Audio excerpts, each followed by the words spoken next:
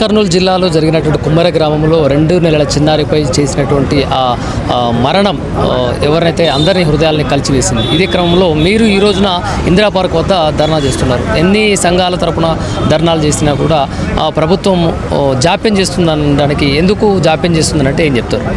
ఇప్పుడు అదే కదా ఇప్పుడు జరుగుతున్న మరి ప్రభుత్వాలు అయితే చిన్న పసికందు మీద మరి ఒక మహిళ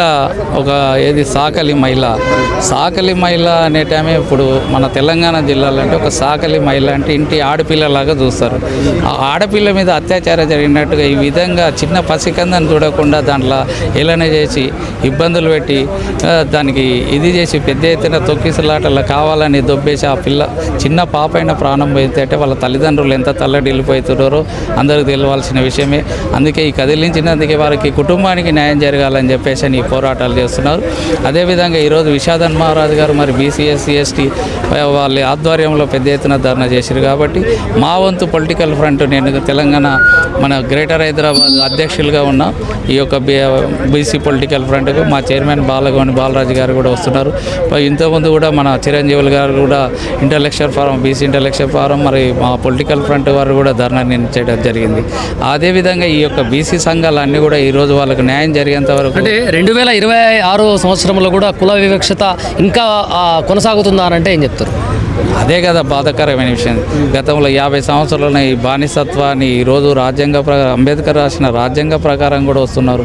ఎక్కడ ఉంది కుల వ్యవస్థ? అంతటా పోయింది. ఒకప్పుడు ఉండేది, ఇప్పుడు ఒక కంప్యూటర్ యుగం వచ్చింది. సమాజంలో మనం ఈ యొక్క తిరుగుతున్న మనుషులుగా జంతువులుగా ఒక మనుషులుగా ఉన్నాం కాబట్టి మానవత్వ దృక్పథంతో అందరం మనుషులమే కాబట్టి ఇలాంటి చర్యలు ఈరోజు వాళ్ళ మీద చర్యలు తీసుకోపోలేదంటే ప్రభుత్వము ఏం నిర్లక్ష్యం వహిస్తుందని చెప్పేసి అని బాధాకరమైన విషయం. ఈరోజు ఇలాంటి సంఘటనలను ఇప్పుడే అరికట్టినట్టయితే ముందు జరగకుండా ఉండాలంటే వాళ్ళ మీద కఠిన చర్యలు తీసుకోవాలి, వాళ్ళు అరెస్ట్ చేయాలి. అదేవిధంగా వాళ్ళ కుటుంబాలకు నష్టపరిహారం చేసినట్టయితే ప్రతి ఒక్కరు కూడా ఒక సమాజంలో ఉన్నామని తెలుస్తుందని నా యొక్క అభిప్రాయం. అంటే ఆ గ్రామస్తులు కుమ్మర గ్రామానికి చెందినటువంటి కొన్ని రెడ్డి సామాజిక వర్గానికి చెందినటువంటి కొంతమంది కొన్ని వీడియోలలో మాట్లాడిన మాటలు ఏంటంటే ఇక్కడ కుల వివక్షత ఏం లేదు, అందరం కలిసిమెలిసి ఉంటామని చెప్పేసి అని అంటున్నారు. మరి దీన్ని ఎలా చూడవచ్చు అంటారు? వాళ్ళు చెప్పినటువంటి మాటలను ఎలా పరిగణలోకి తీసుకోవచ్చు? ఇప్పుడు కూడా గ్రామాలలో నడుస్తుంది, అందరని కాదు, కొద్దిగా వాళ్ళకి ఎక్కువ అయిపోయి ఏంటంటే చిన్న పెద్ద మర్యాద లేకుండా ఆ సమాజంలో కొంతమంది ఉన్నారు, అందరని కాదు.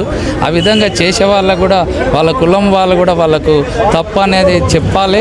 ఇది ఒక సమాజంలో ఉన్నాం కాబట్టి రెడ్డి ఉండని వెలువ ఉండని ఎవరన్నా ఉండని వాళ్ళ యొక్క ఈ చిత్తశుద్ధితోనే చెప్పినట్టయితే ఈ సమాజంలో ఇప్పుడున్న ప్రభుత్వం ఏదైతే ఉందో ఈ యొక్క సంఘటన మీద అందరి చర్య తీసుకున్నట్టయితే మరి ప్రజాపాలన అంటున్నారు, అన్నీ చెప్తూనే ఉన్నారు.